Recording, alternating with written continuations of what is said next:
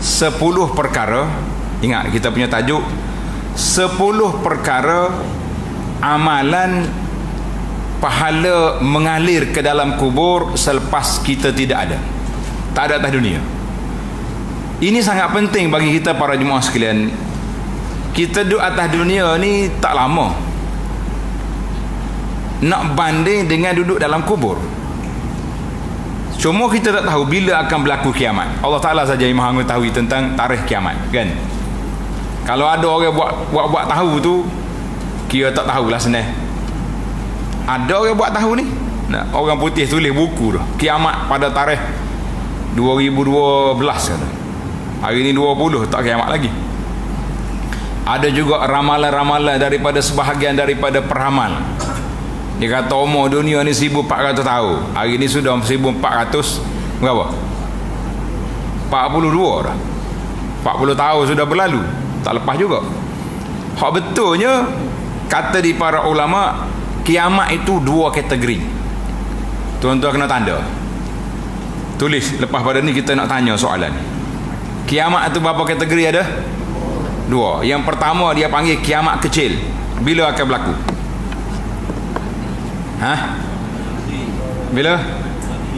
Bila mati kiamat bagi dia tu. Bila mati seorang manusia, maknanya berlaku kiamat untuk dia. Dia panggil kiamat individu. Yang kedua kiamat besar, iza waqa'atil waqi'atu, yang berlaku tu Allah Ta'ala saja tahu. Nabi SAW pun tidak tahu, malaikat pun tidak tahu bila. Maka kerana itu dalam hadis memberitahu kepada kita, Israfil ia meniupkan serunai sengkakala.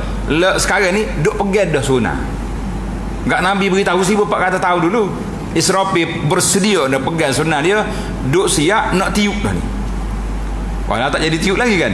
Maka para jemaah sekalian, kita kena bersedialah untuk menghadapi kiamat seseorang, kerana kita tidak tahu tarikhnya bila.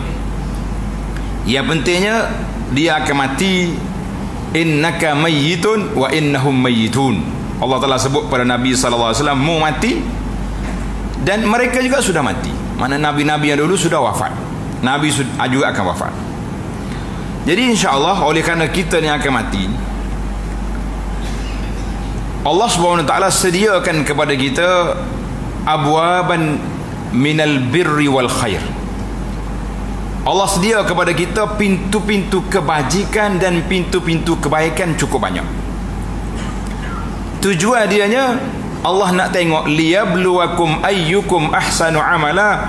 Allah nak tengok siapa di antara kamu orang yang baik amalan. Jadi alhamdulillah para jemaah sekalian, kita hari ini tulis di antara ciri-ciri manusia yang bahagia. Kita bila sebut bahagia, nak bahagia ke tidak? Nak. Tak ada orang tak say. Nah, kalau ada orang tak say tu, orang luar biasa dia panggil tu. Nak bahagia? Nak. Maka di antara ciri-ciri manusia yang bahagia, iaitulah apabila dia mati, amalannya tidak mati. Amalan kebajikan dia tidak mati. Tanda manusia celaka, na'udzubillah, tuannya mati, amalan kejahatan dia tidak mati. Ini bahaya. Dia duduk dalam kubur lah, tapi kejahatan yang dia buat atas dunia dulu, sama ada dia buat fitnah kepada orang ke, dia menjadi penganjur kepada benda-benda mungkar dan maksiat, orang buat boleh lagi dosa kepada dia walaupun dia sudah dalam kubur. Yang kita nak bincang hari ini, insya-Allah ana akan kemukakan kepada para jemaah 10 perkara. Mudah-mudahan kita dapat 10 per 10. Kalau tak dapat 10, 9 per 10. Jangan 1 per 10 sudah. Nah, orang panggil tidak seimbang, tak lulus sekolah. Bawah pada 90 kan. Jadi kita kena ambil yang terbanyak, insya-Allah. Maka manusia ni, kita hidup atas dunia akan melalui 3 fasa hidup perjalanan. Kita ambil bila kita hidup. Sekarang ni tuan-tuan duduk di mana? Jangan jawab betul apa. Sekarang ni kita duduk di mana? Duduk di masjid, duduk batu lapar, duduk di kaduk ada belakang tak? Kita ni duduk atas dunia. Itu dia panggil peringkat yang pertama, duduk di atas dunia. Ni dunia, alam kita duduk sekarang ni, nama dia alam dunia. Apa nama alam dunia? Alam sekarang, alam yang kita hidup lah ni, itu dunia. Bila kita habis tempoh berada di atas alam dunia, kita akan berpindah ke satu alam, nama dia barzakh. Di mana alam barzakh? Mana? Ini tempat pengurusi sebut tadi tu. Kubur. Alam kubur tu nama dia alam barzakh. Alam barzakh ni dia panggil alam pemisah di antara dunia dengan akhirat. Kita belum ke akhirat lagi. Akhirat bila wa iza nufikha fis sur, apabila ditiup serunai, yakhrujuna minal ajdasi sira'an, keluar daripada kubur, itu dia panggil alam akhirat. Mana alam yang terakhir. Maknanya kita lalui 3 fasa: alam dunia, alam barzakh dan alam akhirat. Bagaimana kita nak imarahkan alam barzakh kita supaya kita menjadi manusia yang bahagia? InsyaAllah kita mampu, kita boleh buat. Ana tak akan ajar kepada tuan-tuan dan puan-puan perkara yang di luar kemampuan kita, tidak. Sebab itu kata Nabi SAW, innad dina yusrun, agama kita ni mudah. Agama mudah, tetapi yang kita tak bolehnya mempermudahkan agama, itu tak boleh. Apa makna dia? Apa makna agama itu mudah? Kita ni wajib solat, kan? Rukun solat berdiri. Habis kalau tak mampu, duduk. Tak mampu lagi, tidur. Tidak ada dalam mana-mana mazhab kalau tak mampu tak payah solat, ada? Tak. Berkelip mata pun kena solat juga. Kecuali orang yang otak dia tak berfungsi, itu di luar daripada kira-kira. Maknanya, tetapi bila kita sakit je tak solat, lain. Beza di antara agama itu mudah dengan mempermudahkan agama. Beza ke tak beza? Beza sangat. Baiklah para jemaah sekalian, tanda sebuah hadis. Hadis diriwayat daripada Anas bin Malik radhiyallahu anhu. Sabda Nabi sallallahu alaihi wasallam, sab'un yajri lil 'abdi arjuruhunna wa huwa fi qabrihi ba'da mautihi. Dalam hadis ni Nabi senarai 7 perkara. Kita tambah lagi hadis lain, cukup 10 insya-Allah. 7 perkara akan bergerak, berlaku kepada seorang hamba, pahala dia mengalir, dia sudah berada dalam kubur lepas dia mati. 7 perkara. Tanda. Yang pertama, man 'allama ilman, siapa dia mengajar ilmu. Yang kedua, au ajra nahran, dia pergi gali sungai. Kita buat tali air ke, mudah orang nak menanam sayur, orang nak buat padi, orang nak buat tali air, itu dia panggil nahran. Au hafara bi'ran, ataupun dia gali telaga. Tak kira lah telaga sungguh ke telaga boring, yang penting ada air untuk sumber orang nak minum. Yang keempat, au gharasa nakhlan, ataupun dia tanam pokok kurma. Ini berat kita ni, pokok kurma tak ada sini dah, ada jadi perhiasan, buah sekali Kota Baru tak buah dah patut, kan? Yang keempat, au bana masjidan, ataupun dia bina masjid. Yang ke berapa? Yang kelima dah, au warrasa mushafan, ataupun dia tinggal Quran, beli Quran suruh orang baca. Au taraka waladan yastaghfiru lahu ba'da mautihi, ataupun dia meninggalkan anak yang boleh berdoa untuk dia. Dalam hadis ini sebut ilmu, gali sungai, tali air, gali telaga, tanam pokok, bina masjid, wakaf Quran, meninggalkan anak-anak yang boleh apa? Boleh berdoa untuk dia. Maka itu ada lagi dalam hadis lain, kita akan sambung lagi. Au baitan libnis sabil, ataupun kita buat rumah untuk pengembara, orang-orang miskin yang tak mampu nak pergi, kita tolong bina rumah orang miskin dia panggil, kan? au mata murabitan fi sabilillah. Ni adalah hadis lain ni. Kita sambung nak cukup 10. Ataupun dia mati murabit, berjihad fi sabilillah. Atau bina tempat pengajian. Bina tempat pengajian, bina masjid, pondok, balasah. Ini semua ni di antara tanda-tanda orang yang bahagia, insya-Allah. Baik para jemaah sekalian, hadis yang pertama tadi hadis rawahul Bazzar, dikeluar oleh Imam Al-Baihaqi dalam Syu'abul Iman dan lain-lain dengan sanad yang hasan. Baik, saya pergi kepada satu-satu. Kita nak masuk kepada hadis yang kita nak bincang ni.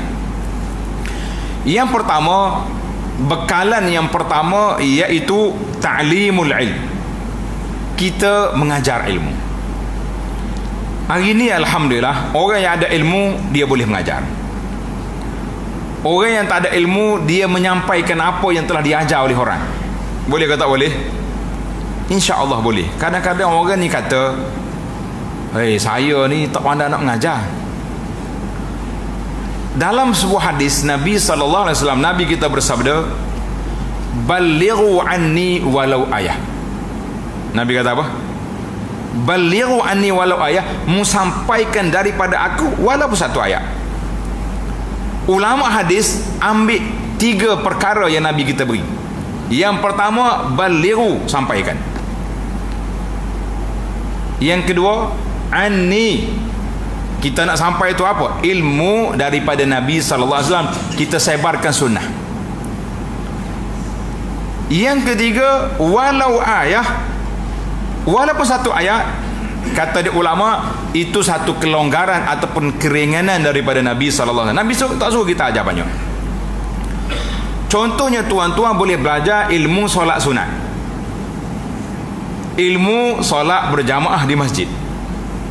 Boleh tak boleh kita balik jumpa anak-anak kita, jumpa kawan-kawan kita, jiran tetangga, kita bagi tahu pada dia kelebihan solat berjamaah. Pandai ke tak pandai? Kau tak pandai?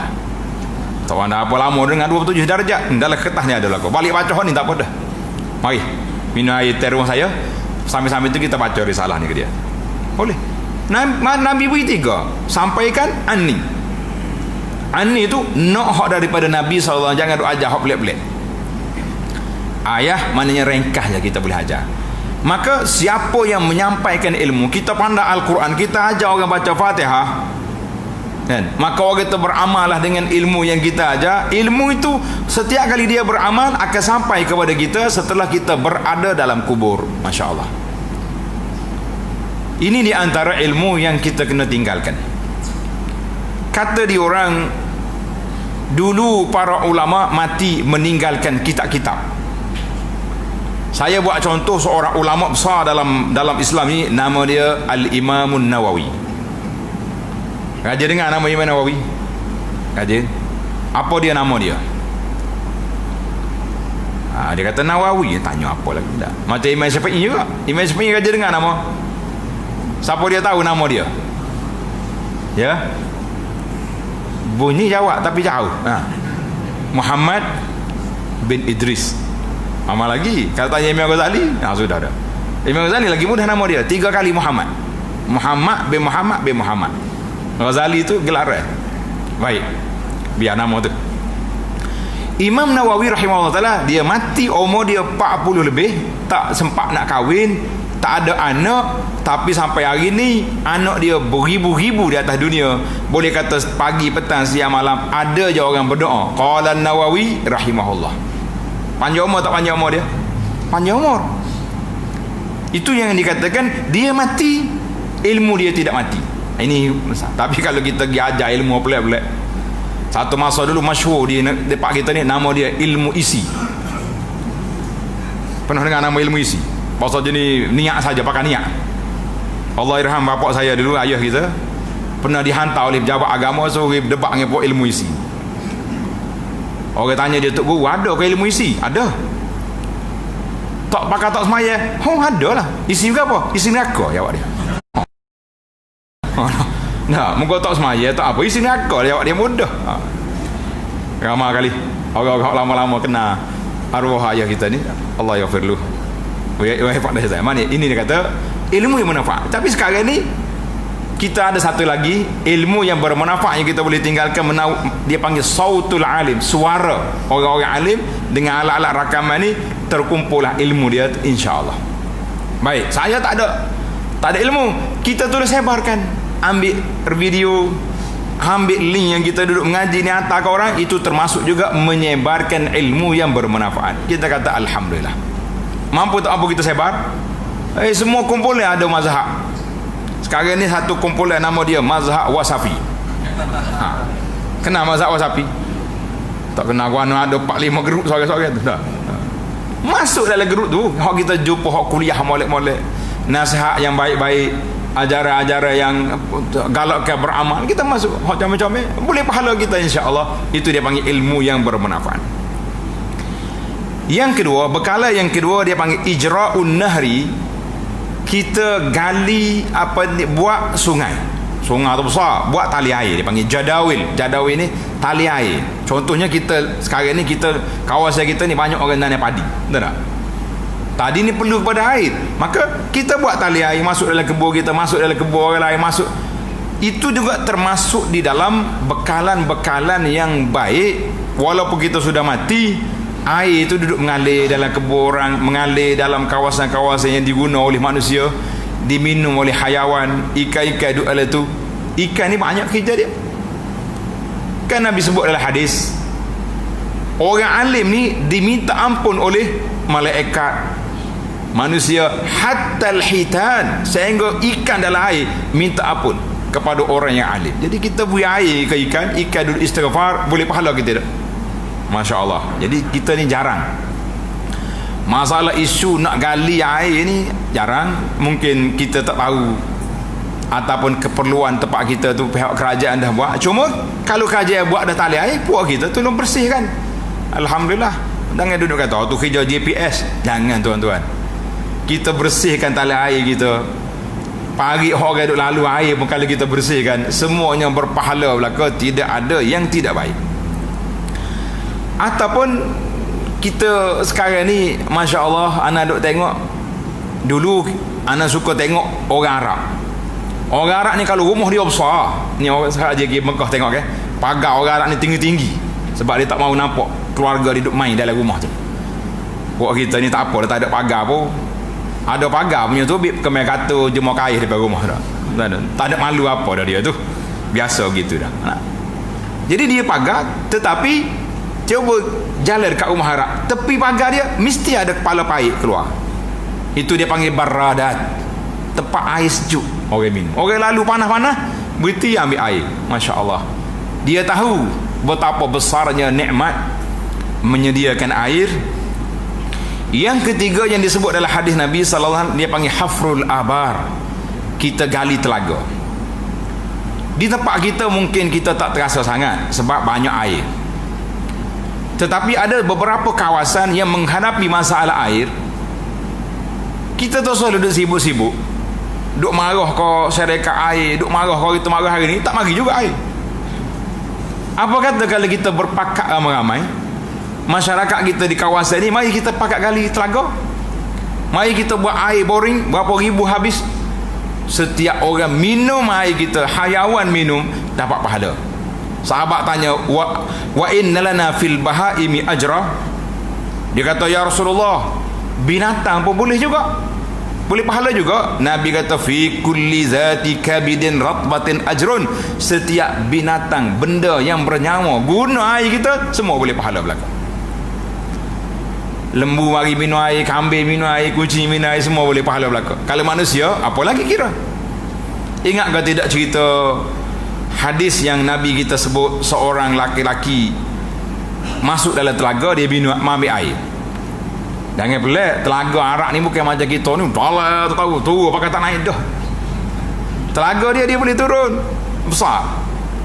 Kalau di Madinah tu telaga nama dia Bi'ru Rumah. Hak dibeli oleh Sayyidina Uthman daripada Yahudi di Madinah. Waktu mula-mula anak pergi Madinah dulu, boleh masuk telaga tu. Dia ada tangga terus sampai bawah. Telaga dia turun bawah. Lepas tu karau naik air. Kemudian si laki-laki ni bila dia turun minum air, dia tengok-tengok anjing duduk jelak-jelak tanah ni, malah lapar dia, dahaga dia pun turun ambil kasut dia, masuk air, dia kekeh kasut, gigit, warna air ke anjing minum. Maka fasyakarallah, Allah Ta'ala ampunkan dosa dia dengan sebab beri minum ke anjing. Itu sahabat kejut, ya Rasulullah, wa fil bahaim ajra, beri minum binatang boleh pahala. Nabi kata sallallahu alaihi wasallam, setiap makhluk yang ada jantung, yang bergerak, semuanya boleh pahala belaka. Kita kata Masya Allah, tabarakallah. Tuan-tuan bayangkan, kalau hak minum air kita tu orang yang beriman, orang soleh, orang-orang biasa, besar ke tak besar pahala? Besar. Maka bila anak dengar perisytiharan daripada pihak kerajaan, Menteri Air hafizahullah taala yang baru ni, dia kata kita nak satu kempen pada masyarakat wakaf air. Kalau jadi hak ni satu benda yang positif berlaku. Tuan-tuan ingat tak, wakaf air dalam sejarah dunia ni di mana? Dibuat oleh Zubaidah, isteri kepada Khalifah Harun Ar-Rashid. Kalau tuan-tuan pergi ke Mekah, sampai hari ni dia panggil Ain Zubaidah. Masih ada lagi sebahagian daripada tempat Ain Zubaidah tu masih ada.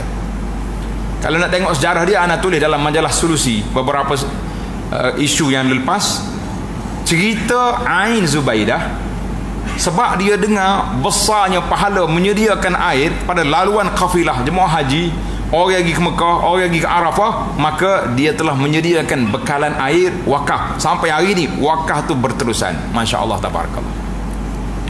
Kita pergi cari di mana tempat tidak ada air, kita gali telaga. Ini di antara pahala yang besar. Tak kira lah kalau tak ada tempat kita ni air cukup, kita hantar pergi negara-negara lain. Ramai banyak NGO yang pergi buat Cambodia, di mana di Rohingya, di tempat-tempat yang murah ya, 1,500 dapat satu telaga. Sebab kita ni berapa ribu. Boring sini tak? Nak boleh kejumpa. Yang betulnya fulus boleh cari, pahalanya berterusan. Kita kata besar pahala. Alhamdulillah. Dan elok juga kita buat hari ni, alhamdulillah, di masjid-masjid kita ni banyak dah mesin-mesin air wakaf, orang pergi ambil air boleh minum. Itu juga termasuk dalam menyediakan air yang besar. Itu dari sudut pahala yang kita mengalir dalam kubur selepas kita mati. Satu kes, ini cerita, ini bukan adalah hadis, kisah. Seorang ni sakit dia tak sembuh-sembuh, dia punya penyakit. Dia pergi jumpa salah seorang daripada ulama salaf. Dia kata, Syekh, penyakit aku ni abi hubak dah. Dia penyakit kudis dia ni berair tak berhenti, kotor lah, maknanya nanuh semua ada. Dia pergi tanya Tuan Syekh ni, dia kata, Syekh, macam mana aku nak buat ni? Quruh dia panggil ni, habis ubat dah doktor bagi tak jadi. Dia kata, InsyaAllah kamu pergi tempat qaryah di pedalaman kampung yang tidak ada air, menggali telaga sampai keluar air, biar orang boleh minum di situ, InsyaAllah yushfa, dengan izin Allah Ta'ala penyakitmu ni akan sembuh. Dia pergi kali. Bila dia gali air, alhamdulillah, airnya keluar, mata air yang baik, buat telaga, buat perigi situ, orang minum air. Tak lama dia pergi jumpa Syekh, dia kata, Syekh, kering dah dia punya penyakit. Kudis dia tadi sudah kering. Ini kita kata banyak lah. Cuma kita niat kita buat satu benda tu kerana Allah Ta'ala. Tetapi likulli syai'in sababa, nak jadi sebab. Baik, yang keempat, ghars an-nakhl, kita tanam pokok yang berbuah. Nabi sebut di sini pokok tamar. Sebab apa pokok tamar?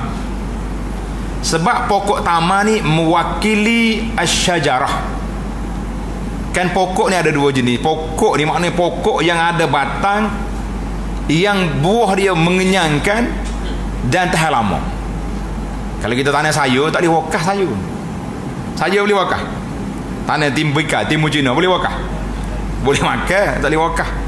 Timun Cina ni sekali kita tanam dia, berapa kali boleh kutip?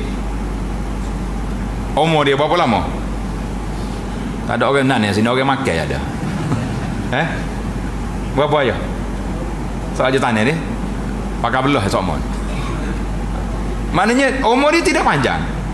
Wakaf ni kita nak kita mati, wakaf kita tak mati. Itu mana bila kita tanam pokok taman di antara pokok yang panjang umur.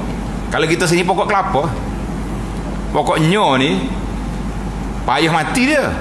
Nah, lepas tu satu lagi dia muda sama nyo.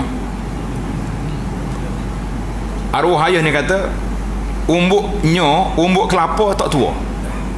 Dia buat bandingan dengan nafsu. Dia kata nafsu kita ni tua ya, nafsu tak tua.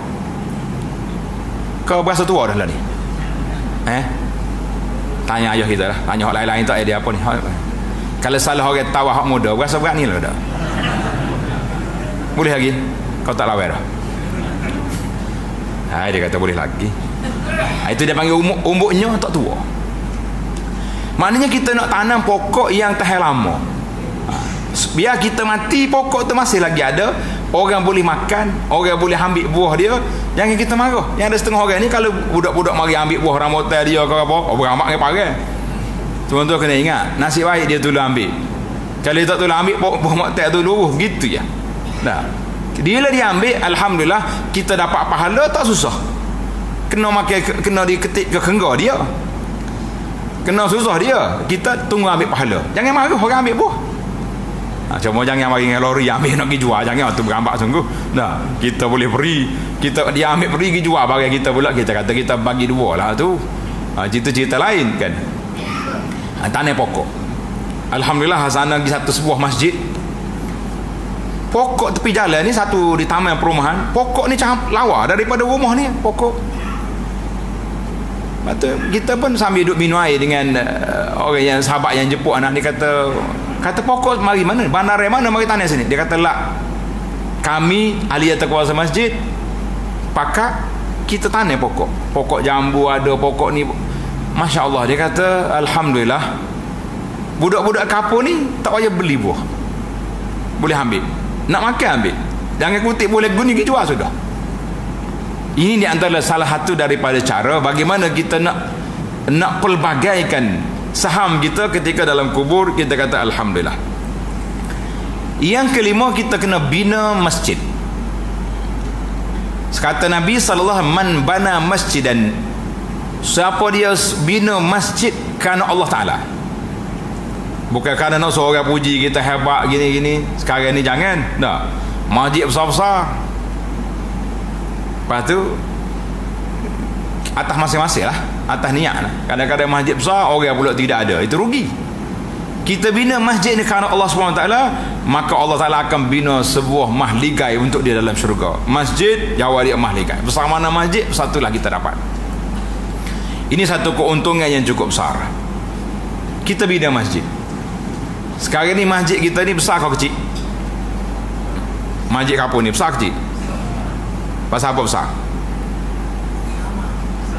Dengan ayah nak jawab. Pasal apa besar? Pasal apa besar? Pasal tak penuh. InsyaAllah lepas ni kita kena kempen bagaimana kita nak kecilkan masjid kita ni. Boleh ke tak boleh? Kita kena kempen macam mana kita nak suruh masjid kita ni jadi kecil. Faham kau tidak ayat tu? Tidak kata lagi putus kerat dah. Penuhnya orang kecil lah masjid tu. Dah. Ni masjid besar. Bila bukti masjid besar, bila tidak penuh. Masjid besar nama dia. Kita kena usaha insya-Allah bagaimana kita nak suruh jadi masjid kita ni kecil. Apabila ramai jemaah penuh, mana kecil lah masjid tu. Perlu pada bantuan lagi, naik 3 tingkat lah ke atas lagi buat. Jadi para jemaah sekalian, buatlah masjid. Kalau masjid kita ni ada perlu bagi, masjid lain minta derma kita bagi. Yang penting biar ada saham, bina masjid. Nabi sebut dalam hadis, walau kana kamafhasi qata, sebesar sarang burung pun buat juga masjid. Maknanya orang tak buat masjid besar sarang burung, maknanya kita mampu beli satu bahagian di masjid sebesar sarang burung. Setengah masjid dijual kaki, sekaki 200 berapa, beli sekaki. Boleh banyak tu dia syurga. Alhamdulillah kita ada tapak kan. Ini kita kena buat. Yang keenam, tauris al-masahif. Kita ambil Quran, tapi jangan beli letak tak tahu kalau Quran ni tak jadi. Kita kena beli Quran, pergi baca. Mana? tempat orang baca. Sebab kalau setakat beri Quran orang tak baca, rugi kita. Sekarang ni orang kempen wakaf Quran di Masjid Haram Mekah, Madinah. Tuan-tuan kena ingat, kita letak je, dia ambil lalu masuk Quran. Jemaah marah, dia kata apa ni pekerja ni ambil Quran kita. Tuan-tuan bayangkan satu hari satu lori masuk Masjid Haram. Akan jadi gapo Masjid Haram kalau dia tak ambil? Jadi apa? Jadi store Quran lah. Mana kita nak duduk? Satu lori satu hari. Musim haji, oh ramai orang ni 100, orang ni 50. Anda tahulah sebab kita duduk jaga jemaah haji, ustaz, orang kirim 20 buah Quran, oh ni 50 buah. Mana kalau selori sehari masuk Masjid Haram, tak ada tempat. Maka pihak kerajaan Saudi dia ambil Quran hak kita wakaf tu, dia tidak jual. Dia masuk dalam kotak, siapa-siapa saja pusat Islam, masjid-masjid seluruh dunia yang nak ambil, bawa klik, letak di masjid. Cuma kena hati-hatilah para jemaah sekalian, kita nak pergi letak, kita tengok masjid ni banyak dah Quran, banyak dah. Ada orang baca ke tidak? Dia kata hak ni pun banyak dah. Jadi tak serta. Pergi cari di tempat-tempat yang orang baca Quran. Kita pergi di Mahat Tahfiz yang baru buka contohnya. Nah, tahun ni berapa orang pelajar baru mari? 100 orang. Saya nak bagi 100 Quran. Bui kau pelajar tu, biar betul-betul dia pegang Quran kita tu. Baru insya-Allah. Kalau kita tidak, insya-Allah boleh pahala wakaf tu, tapi pahala penggunaan tu tidak banyak. Kita wakaf Quran. Sama juga kita wakaf kitab-kitab agama. Kita letak di masjid, letak di tempat bilik bacaan, wakaf-wakaf kitab-kitab yang bermanfaat. Kitab fardu ain, kitab hadis, kitab tafsir, kitab apa saja, kita letak, biarlah kita dapat pahala. Berapa dah kita ni? 6 dah. Yang ketujuh, ada yang ketujuh. Yang ketujuh iaitulah tarbiyatul aulad. Kita kena didik anak kita dengan didikan yang baik. Sebab apa? Nabi sebut beberapa hadis, aw waladin salihin yad'u lahu, kalau dia ada anak soleh yang berdoa kepada dia. Dalam bab pembahagian pusaka, Allah Subhanahu Wa Taala tak benar kita bagi sendiri harta pusaka.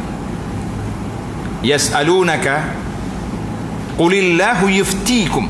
Tengok, orang mari tanya kamu ya Muhammad sallallahu alaihi wasallam tentang harta pusaka, Allah jawab qulillahu yuftikum. Mujawab ya Muhammad sallallahu alaihi wasallam kepada orang yang bertanya, Allah akan jawab. Maka kata di para ulama, dalam bab membagi harta pusaka, Allah tak wakil kepada malaikat, Allah tak wakil ke Nabi, Allah sendiri yang bagi harta pusaka. Sebab apa? Menunjukkan bahawa besarnya peranan anak-anak yang kita tinggal itu, biarlah harta pusaka dengan cara adil. Kalau kita bagi, kita akan beri anak kita sayang banyak. Anak duduk jauh terlupa kita. Anak duduk di rumah ni, hari-hari mari duduk main minyak mesti ke, nah, ayah nampak betih tu apa sedap tu, mari gosok sikit. Sambil-sambil gosok, ai mu ni tukar lagi jawab tanah ni, tukar tanah nah, tukar nama tu. Nah, takut aku mati ke, mula tanah. Lepas tukar rumah sewa pula. Akhir sekali boleh dia belaka. Sebab apa? Allah sebut dalam Quran, mu tak tahu ayyukum aqrabu lakum naf'a. Tuhan kata, mu tak tahu anak hak mana di kalangan anak-anak kamu yang memberi manfaat kepada kamu. Mu tak tahu. Kita atas dunia kita rasa hak duduk dengan kita tu manfaat. Dah. Hak duduk bantu kita hari-hari, duduk driver kita, duduk beli nasi lauk kita, hak ni manfaatnya. Anak duduk jauh juga, Allah jauh balik sekali-sekala. Musim PKP ni pakai tak balik. Dia panggil lekat di luar negara, tak boleh balik. Dah. Rupa-rupanya Masya Allah, anak ni lepas pada kita mati, dialah orang yang paling baik. Setiap hari, pagi, petang, siang, malam, Rabbighfirli wali walidayya. Anak orang kita saya beri harta tak adalah kuana, 4 kali dia tukar kereta. Telefon juga kiri kanan bawa tangan. Orang cakap so, telefon dia cakap 3. Nak kata apa? Kubur mak ayah apa dah? Kita tak tahu anak mana yang lebih baik. Anak banyak kali dah cerita, ada anak mari pondok bawa sampul. Dia kata, ustaz nak jumpa. Kata silakan. Dia kata, saya sayang ke mak saya yang baru meninggal. Mak dia kaya dia gitulah. Habis saya dapat bahagian harta pusaka, sekarang ni saya nak pulangkan balik harta ni kepada ayah, kepada mak dia. Dia wakaf balik harta tu. Dia tak ambil, walaupun dia ambil gear dia masuk balik dalam tabur wakaf. Dia kata inilah harta yang saya nak balik semula kepada ayah kita. Enggak berapa orang nak jumpa lagi tu anak. Mudah-mudahan kita lah termasuk di kalangan anak-anak yang soleh, insya-Allah. Didik anak-anak kita, jangan terlupa. Tuan-tuan tengok dalam satu kuliah yang ada ceramah, tajuk dia masuk syurga sekeluarga. Orang-orang yang baik-baik, Allah Ta'ala akan kumpul balik kita di akhirat esok, satu keluarga duduk tepat dalam syurga. Masya Allah, tabarakallah. Kalau anak dia kurang darjat sikit pun, dia boleh syafaat ayah dia, naik darjat. Kalau ayah dia tak apa kuat ibadat, tapi anak dia baik, anak dia boleh tarik ayah dia masuk satu tingkat dengan dia. Kita kata ini satu projek, tajuk dia masuk syurga sekeluarga. Kalau nak dengar ni, kita semula pula lah. TSU atur balik, tajuk dia masuk syurga, projek masuk syurga sekeluarga. Lah ni kalau tanya tuan-tuan, nak pergi syurga? No. Nak pergi berapa orang? Jawab dia. Belaka. Semua anak pergi belaka. Ya. Boleh tanya soal lagi soalan? Mari kuliah ni berapa orang? Dia kata ustaz mahir lah tu. Waktu pergi masjid dia seorang lagi. Waktu pergi surah dia seorang, waktu majlis ilmu dia seorang, waktu nak pergi syurga pergi belaka. Macam mana? Anak saya belajar di kalau anak dia belajar juga pergi di masjid lain tak apa, kita bimbangnya takut kita yang pergi masjid, anak kita duduk berguru dengan maha guru besar di rumah, dengan TV-nya, dengan internetnya, dengan segala benda ada. Kita duduk maya di masjid, anak dia congek motor pergi jalan, apa benda? Rugi kita. Baik, berapa dah kita ni? Yang ke-8, kita kena bina rumah untuk keperluan orang. Mana kalau ada orang yang penting, bina rumah, kita bina. Ada orang perlu, kita gitu tolong dia.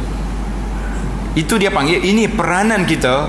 Kita tak seduk mikirlah rumah PPRT, ini rumah kerajaan, rumah majlis. Kita ni kenapa duk sibuk dengan orang? Kita sibuk. Kita di dekat masjid, kita ada senarai asnah dalam kampung kita, rumah dia nampak sengit nak utuh, buka tabung, baiki rumah. Kita pergi baiki.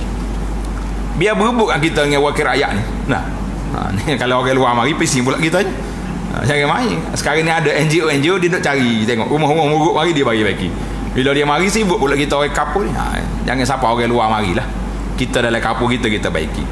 Jadi kita kena buat baiki rumah-rumah orang yang penting. Kemudian yang ke-9 iaitu orang yang mati dalam perjuangan dalam jihad. Itu tak apalah. Kita sekarang nak pergi jihad, nak pergi perang, tak boleh nak pergi dah. Sebab tu kata Nabi sallallahu alaihi wasallam, yughfaru lisyahid, diampunkan bagi orang yang mati syahid ni, iaitulah pada permulaan kali apa dia, titisan darah yang terawal tu sudah diampunkan dosa dia. Kita kata Masya Allah, tabarakallah. Baik, yang seterusnya iaitulah kita bina tempat-tempat pengajian. Di mana ada tempat pengaji, mahat tahfiz, ada pondok, ada mana-mana saja kelah-kelah pengajian kita boleh bina. Kerana itu diantaranya seorang ulama nama dia Imam Suyuti. Kita kenal Imam Suyuti ni kan. Imam Suyuti ni dia buat satu syair. Dia kata, iza mata ibnu adam laisa yajri alaihi min fi'ali ghairin ashri.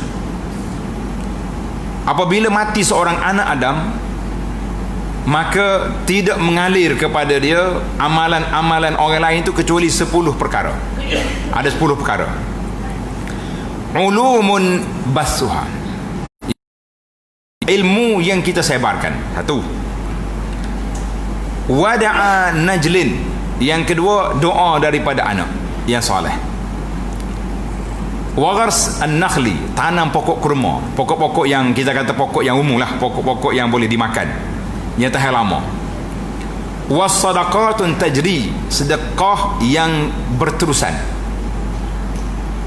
Warasatu mushafin, kita tinggalkan mushaf Al-Quran dan juga termasuk kitab-kitab agama yang bermanfaat. Waribatu saghrin, kita jaga sempadan daripada diceroboh oleh orang.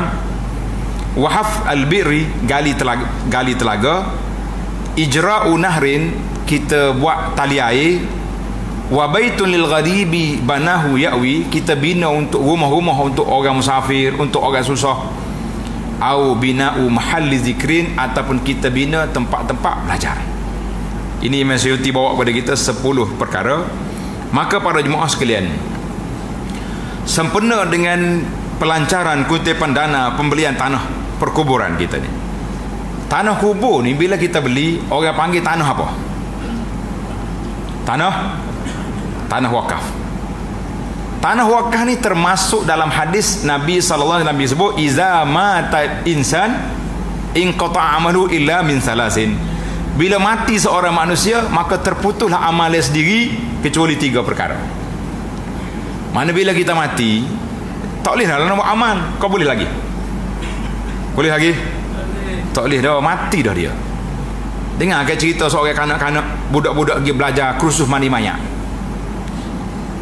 Bila dia belajar, sudah ceramah, ustaz dia tanya, "Ustaz, kenapa orang mati kita kena mandi?" Sedap juga soalan dia tu. Ni tanya budak ni, pasal apa orang mati kita kena mandi? Sebab apa? Ustaz dia buka kitab pula dah. Oh, hadis Nabi begini. Dalam kitab fiqh kata begini, wajib kena mandi. Kalau ditanamkan tanpa mandi kena korek pula kubur. Budak tu senyum ya. Dia kata mudah ya jawapannya ustaz. Sebab dia mati tak boleh mandi sendiri. Nak kata apa? Ustaz dia pun mengilik kepala. Budak ni main kita, dia kata dah. Sebab dia mati tak boleh mandi sendiri, kita kena mandi. Maknanya orang mati ni dia tak boleh buat apa dah. Dia sudah mati. Nabi kata kecuali 3 perkara ini tak mati. Ini kita kata 3 perkara ini tidak mati. Apa dia? Yang pertama tadi, ilmu yang dia sebarkan. Masuk lagi dalam hadis kita ni. Yang kedua, anak yang kita tinggalkan, anak kita, cucu kita, biarlah kita tinggal anak-anak yang baik-baik, yang soleh. Kita ajar daripada kecil lagi doa, Rabbighfirli wa liwalidayya. Ajar ke tak lagi kita ni? Kita sendirinya baca ke tidak doa ni ke mak ayah? Baca. Coba kata semua, Rabbighfirli wa liwalidayya. Rabbighfirli wa liwalidayya. Kata nak dengar. Alhamdulillah, ingat belakang dah. Kalau tak ingat lagi nak ajar apa cerah malam ni. Dia kata ingat dah ustaz. Tapi sambil-sambil ingat dah pun berapa kali sehari baca? Pakat tengok mak ke berapa? Bukan tu saya kata ustaz, tak teringat. Pasal apa tak teringat nak doa ke mak ayah? Kita ni kalau kita sayang satu benda, kita akan ulih hak tu juga. Betul ke tidak? Man ahabba syai'an aktsara zikra. Kata di para ulama, siapa dia sayang satu benda, dia akan ingat benda tu. Saya ke mak ayah, Rabbighfirli wa liwalidayya. Tokellah 5 kali sehari tak dia kata. Kita makan nasi berapa kali sehari? Masa kita kecil tu berapa kali sehari nyusu dengan mak? Pek dia panggil. Berapa kali? Nangga tak ada 5 kali nah. Rabbighfirli wa liwalidayya. Tuan-tuan, para jemaah sekalian, doa ni kena ada. Pasal itulah anak kempen. Ibadat kita ni, bekal kita ke akhirat, kita kena buat sendiri. Jangan tunggu orang buat. Belum tentu orang buat. Paling banyak anak kita pun panggil lah orang 3 malam. Lepas tu balik bulan lepas tu lain macam dah pula dah. Tanya duk mana gerai dah. Lain macam dah tu dah. Gerai-gerai tanah ni mula ayah tak mana? Kakak dia kata ada dengan aku. Ada dengan aku, buka-buka nama dia dah saja. Ni kata apa? Bukan semua lagu tu, tapi kemungkinan tu ada. Maka 2 perkara ni yang perlu kita buat. Yang ketiga yang kita nak panjat sini, Nabi SAW kata apa dia? Sedekah jariyah. Apa makna sedekah jariyah? Sedekah yang berterusan, tak habis-habis. Kalau kita buat rumah akan buruk, betul tak? Kalau kita buat masjid, lama-lamanya putus demo juga. Masjid kita ni berapa kali baiki dah ni? Daripada masjid kayu, patuh harga, pahlawan habis harga dulu tak tahulah mana dah. Tak boleh pahala dah dia tu, jangan bimbang. Tapi kalau kita pergi beli tanah kubur ni, agak-agak tanah kubur tu orang tukar kau jadi bangunan. Ada sebahagian ada. Kalau duduk dalam kawasan bandar, kena. Dalam akta majlis dia panggil istibdal. Dia ambil tanah ni dengan nilai yang sama, keluar sama, dia akan pergi beli tanah lain ganti. Itu dia panggil istibdal. Tapi yang pentingnya makna wakaf kita tak habis-habis. Sekarang ni itu dia panggil sedekah jariyah. Mana sedekah jariyah ni kita buat satu benda yang berterusan. Di antara benda yang berterusan, tanah kubur. Tak ada orang kosek dah dia. Pas pula hak milik kekal pula tu. Milik kekal tanah kubur. Milik kekal. Kecuali di Mekah. Kekal dia bagi orang. Ana lagi tanya orang hak jaga kubur ni, kata berapa tempoh membuka kubur orang ni. Dia kata baina salasa wa arba, di antara 3-4 tahun dia akan buka balik.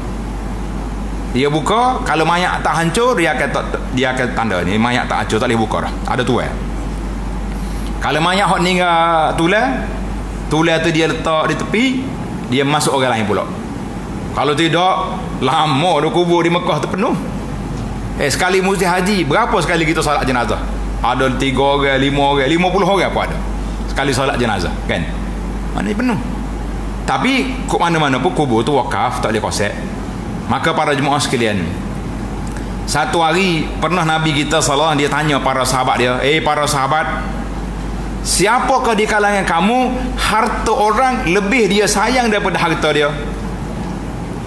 Kalau orang tanya kita, di kalangan kita ni, siapakah harta orang lebih kita sayang daripada harta kita? Ada? Kau sayang harta kita? Faham ke tidak soalan tu? Faham? Siapa dia? Harta orang lain lebih dia sayang daripada harta dia. Ada sini? Tak ada? Ramah? Ramah pula haji kita jawab. Tak sibi ramah malam ni. Boleh kata ni? Sahabat kata, ya Rasulullah, la ahad, mana ada, kita mesti sayang harta kita. Nabi kata apa? Hartamu, kan dalam hadis lain dia kata, manusia yaqulu ibnu adam, anak Adam dia kata mali, harta aku. Ni harta kita, ni hak kita, ni hak kita. Nabi kata hartamu 3. Tanda tuan-tuan, hak jadi hak kitanya 3 perkara saja. Yang pertama, ma akal tafa'afna, yang kamu makan sudah rusak. Hak kita makan selama ni itu sudah jadi tanah dah, jadi bajar dah, itu hak kita. Yang kedua, wama labisa fa'abla, tanda. Yang kedua, hak kita pakai dah lusuh dah. Baju-baju hak kita pakai tu kan sudah lusuh, itu hak kita. Mana soal lagi? Satu lagi harta kita apa dia? Wama anfaqta, apa yang kamu telah nafkah, maka itulah hak kita. Sekarang ni harta orang ke harta kita banyak? Harta orang belakang tu, hak dalam bank, hak duduk dalam gerai tanah, hak duduk di rumah-rumah bangunan tu, harta kita ke harta orang? Harta orang akan jadi hak orang belakang. Nabi kata hakmu 3. Tanda tuan-tuan, hadis ni diriwayat oleh Imam Muslim dalam sahih dia. Dia kata innama lahu min malihi salas, harta hak jadi milik kita nya 3. Ma akala fa'afna, hak kamu makan sudah rusak, sudah digunakan, baja dah jadi. Au labisa fa'abla, ataupun hak kamu pakai dah lusuh, baju kita ni. Au a'ta faqtana, yang kamu nafkah itulah milik kita. Maka kata di para ulama, harta kita tidak boleh dibawa masuk dalam kubur. Ada orang pergi harta dia kubur 3 lah kain pergi kubur ni. Berapa kain? Kain pun kain hak molek ke? Kain bertarah sutera berdu nak bagi. Kain kapen ni berapa harga? Siapa dia hak bagi ngurus jenazah sini? Berapa harga? Berapa semeter? Tak aja beli dah ni kain kapen. Kena beli buat lapik tidur. Tak, mana tidur atas kain kapal tu. Biar ingat kemati mudah sikit. Ni kalau tidur beli kain comel-comel semua ni. Anak pergi ke Cina, dia kata ramai orang Malaysia beli kain sutera buat lapik tidur. Kata haram ni. Dia kata mana haram? Cina kapal mana tahu haram dia. Dia tahu jual. Kita boleh masuk dalam kubur, kain kapan saja yang boleh masuk. Hak lain tak boleh. Tak ada orang bawa harta dia. Kan? Maka dengan itu kata ulama, harta kita tak boleh bawa ke dalam kubur, tetapi harta kita boleh duduk tunggu kita dalam kubur. Sekarang ni kita nak suruh tunggu kita kan nak suruh anak ambil? Nak sungguh tunggu kita. Berapa lagi tanah kubur tak cukup? 30,000 lagi dah. Nak pergi ke orang luar kau kapur ni?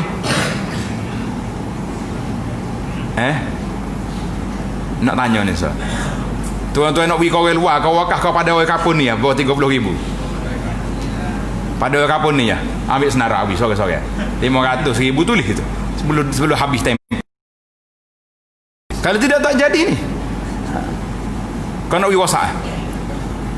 Malam ni klik mikir. Aku nak pergi kau orang jauh, kau orang dekat. Kita kata pergi kau orang dekat lah. Buat kita lah ambil. Dah. 500 banyak. Banyak aja 500. Banyak apa? Ni anak beti jumpa dengan pocik sore. Dia kata dia nak pergi 5,000 tanah kubur. Dia kata dah lebih banyak lagi. Kata tu gia orang tu. Hak dah lebih tu hak gia orang kata. Hak pocik hak 5,000 ni ya ni. Biarnya mikir nak tambah 50 esok. Insya-Allah. Kita pun kena klik fikir. Kan dalam surah apa ni kita dah baca sama tu.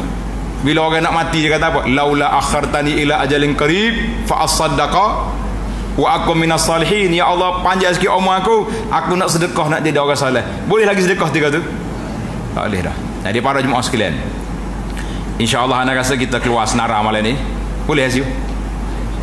Waktu biar selalu bagi dia ni biar tulis. Moga tak bawa duit kan. Tulis orang ni 200, orang ni 500, orang ni 1,000. Biar cukup lalu. Hari jemaah esok SU istihar tutup dah. Close dah tanah kubur.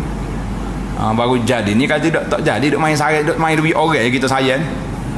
Nabi kata wa ma siwa zalika lain daripada hak tiga sani hak orang belaka tu. Saya apa kat kita nak buat bekal ke tak saya bekal? Seorang sahabat nama dia Abu Talhah Al-Ansari radhiyallahu anhu. Ketika turun ayat Quran lan tanalul birra hatta tunfiqu mimma tuhibbun. Kamu tidak betul-betul lan tanalul birra, membuat satu kebajikan sehingga memberi sedekah hakmu saya. Ni duk kobek dalam mari tengok lama dah pakai ni baru sedekah orang. Duk dia kena hak kita saya. Abu Talha Al-Ansari radhiyallahu, dia mari jumpa Nabi sallallahu alaihi wasallam, dia kata ya Rasulullah, harta yang paling aku sayang, yang paling maha bayruha. Mana bayruha? Kalau tuan-tuan masuk dalam masjid Nabi lah ni, dia panggil King Pahak, gate pintu Malik Pahak tu, 10 halik kiri tu, orang duduk selok kapek tu, ada tanda bulat. Itu dia kata situlah telaga Abu Talhah tu. Mana dalam kawasan masjid. Dia kata ya Rasulullah, da'ha haitsu syi'. Aku wakaf, ikutlah Rasulullah nak buat gapo, kebun aku ni, bayruha. Allahu akbar. Tu ayat Quran para sahabat lan tanalul birra hatta tunfiqu mimma tuhibbun. Dia mari hak ni mari serah. Hak ni mari serah harta dia. Dia kata harta yang aku paling sayang sekali bayruha. Wi lillahi ta'ala. Dah ya Rasulullah haitsu syi'. Rasulullah buatlah nak buat gapo kebun saya ni. Itu wakaf lillahi ta'ala. Jadi kita pada malam ini insya-Allah mudah-mudahan para jemaah sekalian kita boleh dengar peristiharan daripada pengurusi tanah kubur kita ni penuh dah sebelum hari Jumaat ni. Boleh ke tak boleh? Dengar kau sikit? InsyaAllah boleh. Alhamdulillah. Mudah-mudahan kita pakat mengalir dalam kubur kita belaka. Kita beli ni tanah milik kekal, wakaf kekal ni. Selagi tak kemak, situlah orang nak tanah kubur. Tak ambil-ambil dah orang tu. Jadi para jemaah sekalian, mudah-mudahan nak KP banyak pun apa derah dah jawab sana ni. Pada ada sekat tu dah. Ya biar jadilah. Kita buat senarah lalu malam ni. Orang ni 500. Nak tulis tu tuan-tuan fikir dalam akaun ada berapa? 500 je. Dalam bank ada 500,000, tak pernah sabar. Perang 1,000 lalu. Lepas tu nak mikir tu fikir pula. Tengok muka anak sore-sore. Anak nombor 1 cikgu. Anak nombor 2 driver kapal terbang. Anak yang ketiga doktor. Anak yang keempat apa dia? DO kita kata. Tak perlu dah orang-orang ni anak-anak kita. Dia siapa apa lagi ke dianya? Aku sendiri ni banyak mana ada. Fikir. Lepas tu tulis berapa nak tulis. InsyaAllah tuan-tuan pada macam ni kan. Biar harta kita milik kita. Molek ke tak molek? Allahu Akbar. Dalam Quran Tuhan sebut 2 kali. Wa atuhum mimma lillahi allazi atakum. Bila Allah Ta'ala nak galakkan kita bersedekah, dia kata bui sedekah. Harta itu harta Allah, bukan harta mu pinjam semata. Bila kita sedekah dah, Allah kata min amwalihim khuz min amwalihim sadaqatan, harta mereka. Allah Ta'ala ni sebuah harta kepada kita bila kita beri nafkah, sebab itu maknanya mu ni hartamu, tapi mu tidak sayang semata-mata kerana Allah. Tuhan kata hartamu. Bila nak galak kau orang sedekah, Tuhan kata mimmalillahi allazi atakum, daripada harta Allah yang Tuhan beri kita jaga. Masya-Allah, tabarakallah. Mudah-mudahan para jemaah sekalian, insya-Allah kita dapat selesaikan tanah kita ni dalam masa yang terdekat, insya-Allah. Anda ingat kau 700,000, 70 ya. Allahu Akbar. Kalau tak selesai lagi hari Jumaat ni, berasa malah mari dah. Baru ni banyak sikit. 4 ekar lebih tanah. Dekat dengan 1,5 juta harga. Alhamdulillah. Dengan kita kempen harta kita biar jadi milik kita. Harta tak boleh bawa dalam kubur. Dua tu yang kita suruh klik mikir. Harta kita tak jadi hak kita selagi tak sedekah, selagi kita tidak makan, selagi tak pakai. Satu lagi ulama kata kita ni tak boleh bawa harta masuk dalam kubur, tapi dia boleh tunggu dalam kubur. Kita kata alhamdulillah, angka yang begitu besar sudah jadi kecil sekarang ni. Jadi kita akan selesai dalam masa yang terdekat, insya-Allah taala. Para jemaah sekalian, itulah yang saya nak tazkirahnya, kempen supaya kita, harta kita, tulis tajuk dia, harta kita milik kita, insya-Allah. Kan boleh tulis besar-besar, harta kita biar jadi hak kita. Bapa yang marah sangat ke anak tu, tidak marah ke anak dia pula, dia pun nak jadi harta dia juga, dia sedekah pula dia kan. Tapi kita nak bagi tahu biar jadi hak kita dulu, insya-Allah. Baik, sebagai penutup risalah yang kita bagi, semua boleh belakang. Ada hak baru mari tu boleh belakang. Kalau lagi belakang. Mana ramai lagi tak dapat. Pergi bagi. Tajuk dia nya Solatul Jamaah, hikmah, faedah dan hukum. Solatul Jamaah, hikmah dan faedah dan hukum. Dalam kertas ni saya bagi solat, kelebihan solat jemaah. Hikmah dia cukup besar. Faedah dia ada banyak. Hukum dia pun ada. Keuzuran yang dibenarkan itu tuan-tuan boleh baca. Yang anda nak baca satu ya. Tengok di ruang tengah tu ada tulisan merah. Tengok kita buka lah depan ni, dia panggil kolom 1, 2, kolom. Baca. Buka belakang kertas tu. Kalau tidak pakai duk dalam poket, paksa dah. Dia kena buka agak sikit. Buka sikit. Ni ramai lagi tak ada ni. Bagi depan. Mana-mana itu anak-anak muda syabab masjid ni tu bagi. Muslimat pun juga. Biar dia klik KP kecil abang dia. Dah, memang kata muslimat tak wajib maya jemaah. Kata anak dia ada, suami dia ada. Dah, bagi belakang insya-Allah. Tengok ni, kita talaki sikit lah. Jumpa berkata Syekh Daud Al-Fatani. Jumpa dah. Kitab Syekh Daud Al-Fatani ni ambil kitab ni dalam kitab apa ni, Muniyatul Musalli. Kitab Musalli ni kitab masyhur sekali dalam bab sembahyang. Betul tak? Kalau orang tak ngaji Musalli ni kak, supaya tak ngaji dah lah. Bagi kita orang kapur ni. Berkata Syekh Daud bin Abdullah Al-Fatani rahimahullahu ta'ala, dan demikian lagi setengah daripada orang yang menghirau, yang memelihara akan solat dan mendirikannya, iaitu ia mengekalkan dan menyungguhkan. Itu bahasa petani, maknanya berusaha atas mengerjakan dia dengan solatul jamaah. Mana kena buat solat jamaah, kerana bahawasanya orang yang solat berjamaah itu lebih elok daripada solat bersendirian dengan 27 darjat, seperti yang disebut dalam hadis yang diriwayat oleh Imam Bukhari. Maka kita buh warna merah situ tu, nak suruh nampak celek mata sikit. Maka orang yang memudahkan dengan laba tu mana keuntungan agama dan akhirat ini, maknanya orang baik tak pergi juga masjid, itu dia panggil orang yang memudahkan, tidak memudahkan dengan laba akhirat ini, padahal tiada payah pada menghasilkan dia dan tiada pernah mencapaikan dia, maka adalah orang itu orang yang memudahkan agamanya dan orang yang tiada menghiraukannya. Berat atau tak berat? Pasal itulah bila PKP mari pun ni, sedih pun kita tak lagi masjid. Sedih ke tidak? Sedih. Tapi masjid buka, sedih juga dia tak pakai masjid. Lagu mana nak buat tu? Allahu Akbar. Ana mula-mula masjid buka, tajuk khutbah saya yang pertama, pintu masjid sudah dibuka, jangan pula pintu hati tuan-tuan tertutup. Pintu masjid buka, pintu hati tak buka. Tak pergi masjid juga dia. Suruh dia letak jawatan belakang. Imam interim letak jawatan mari masjid belakang. Ada orang tanya, dia kata, ustaz, kami dah biasa, new normal dia panggil. Dah. Norma baru kehidupan ni, kita solat jemaah dengan keluarga di rumah. Habis kalau saya pergi masjid, bini tak maya jemaah. Kita kena bagi tahu dia, Pak Imam ada juga bini. Kau tak bini lagi. Hak lah ya, Tok Imam lah. Tok Imam ada bini juga. Kali kalau Tok Imam kata, kalau gitu maya rumah rakus ni. Ya. Gini kaedah dia. Pernah berlaku zaman Nabi SAW, ada beberapa orang sahabat dia pergi semaya dengan Nabi di masjid Nabi sebab dia tak mau fadilat solat jemaah dengan Rasulullah ni besar. Sudah semaya, dia balik rumah dia jadi tu email kepada surau di kampung dia pula, untuk orang tua-tua tak larat, untuk wanita dia semaya. Mana dia semaya 2 kali, mana boleh, mana tua mari semaya berjamaah di masjid dengan imam, sudah semaya kita balik kita jadi imam pula daripada keluarga kita.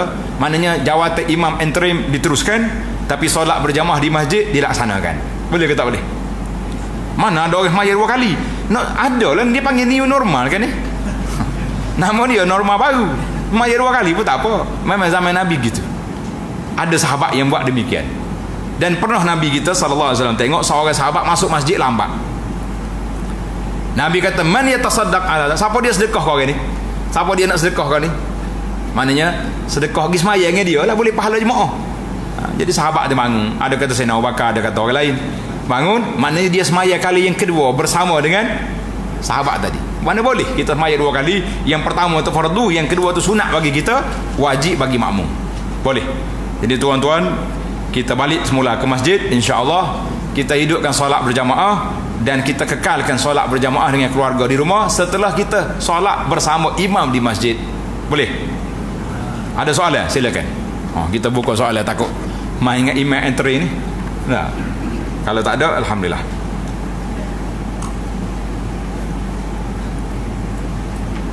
Ada nak tanya? Kau faham belakang dah? Dia kaedah gini ya, orang kaya. Kalau kita ceramah orang tak tanya tu 2 sebab. Sebab yang pertama dia faham belakang. Tanya buat apa dah? Sebab yang kedua tak faham belakang. Pak kata nak tanya.